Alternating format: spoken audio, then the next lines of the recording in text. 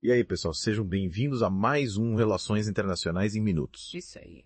Hoje a gente tem um mergulho, um deep dive numa zona de conflito que, apesar de toda a intensidade e adoração, muitas vezes acaba não recebendo a atenção que merece. A guerra no Iêmen. É verdade. Eu sou Pedro. Eu sou o Lucas. E aqui com a gente, E a Gabi? a Gabi. Para desvendar esse E nome. aí, pessoal? E aí, tudo bem? Beleza. Então, a gente, quando olha para o Iêmen, né, várias perguntas vêm à mente. Né? Será que é só um problema interno, uma guerra civil? Será que a religião tem um papel central transformando isso num conflito religioso? Ou será que a gente tem forças maiores atuando nos bastidores, tornando essa uma guerra por procuração, um proxy war? E talvez a resposta mais correta seja tudo isso junto?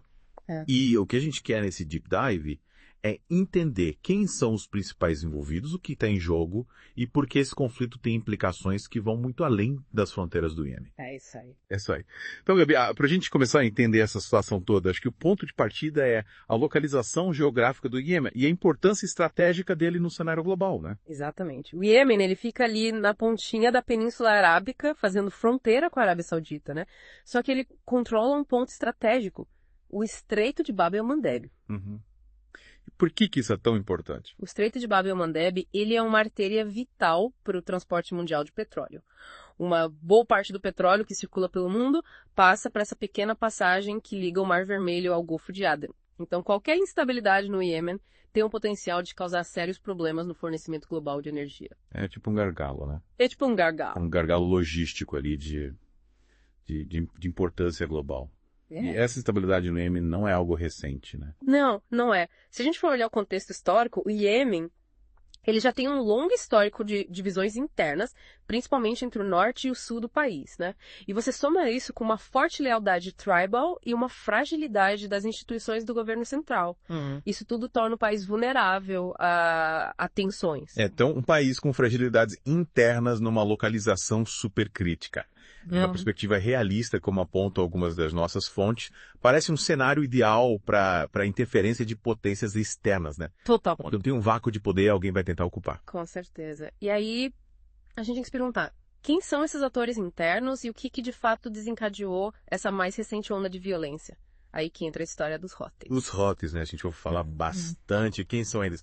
O que deu início a essa revolta? Os Houthis, eles são um grupo rebelde xiita. Eles são, na maioria, da etnia zaidita. E eles ficam concentrados ali no norte do Iêmen.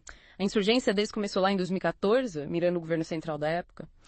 As principais queixas, né, eram acusações de corrupção generalizada e discriminação religiosa. E aí a coisa escalou rápido. Escalou. Em 2015, eles conseguiram tomar Sanaa, que é a capital do país. Caramba. E, basicamente, depuseram um presidente que era reconhecido internacionalmente. De lá para cá, eles controlam uma boa parte do território no norte do Iêmen. E sempre tem aquela questão, né, do apoio externo aos Houthis, especificamente o Irã. Qual é a ligação? E aí que entra o proxy war. Essa é a grande questão, né? O Irã, ele nega oficialmente que fornece ajuda militar direta. Só que existem fortes indícios de que eles fornecem armas, treinamento para os Houthis, né? E aí que entra a questão da guerra por procuração, né? Você tem rivais regionais se enfrentando indiretamente em solo iemenita.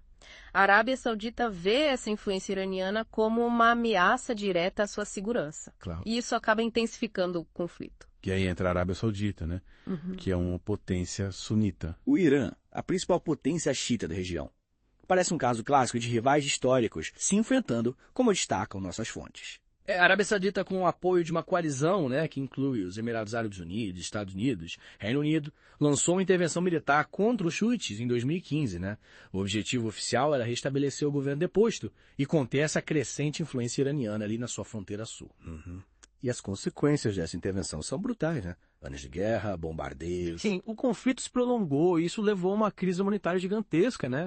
Com fome, caos generalizado. Agências da ONU estimam que milhões de iemenitas dependem de ajuda humanitária para sobreviver. E o sistema de saúde do país está à beira do colapso. É nesse ponto que a gente pode olhar para a situação por uma perspectiva liberal, né? Como sugerem as nossas fontes.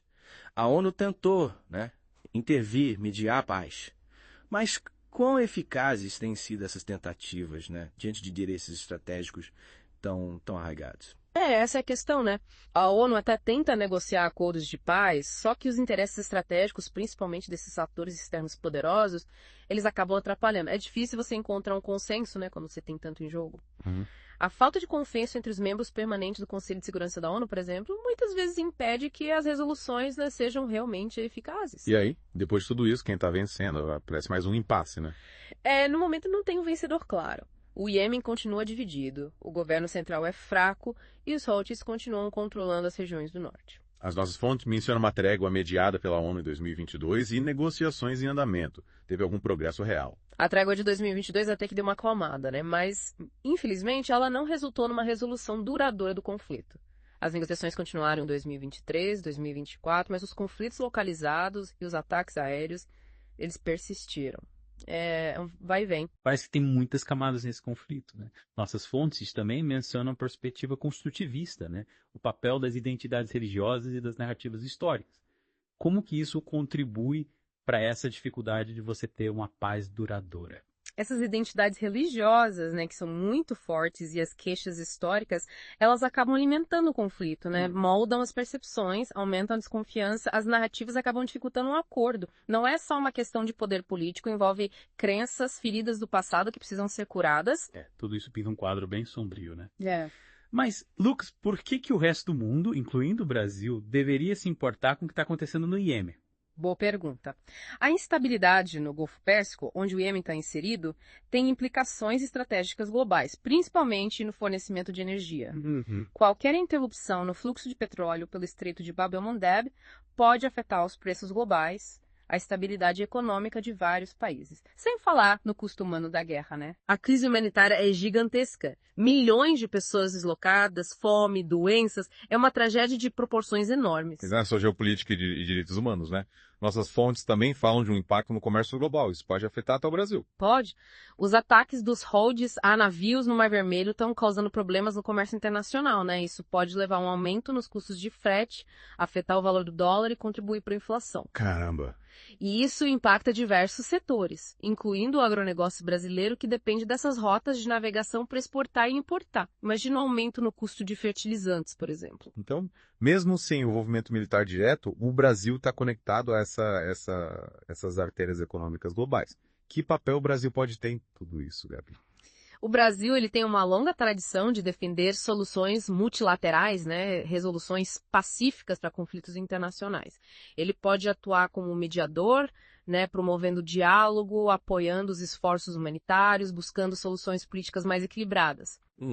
Nossas fontes até conectam isso com a perspectiva da escola inglesa, né? Que o Brasil tem um papel a desempenhar na promoção de uma ordem internacional justa, mesmo sem ser uma superpotência.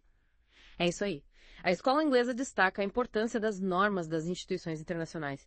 E o Brasil, como um ator importante, né, no cenário global, pode usar a sua diplomacia para defender essas normas e contribuir para um sistema global mais estável, mais justo. Então, resumindo, a guerra no Iêmen é muito mais do que uma disputa local.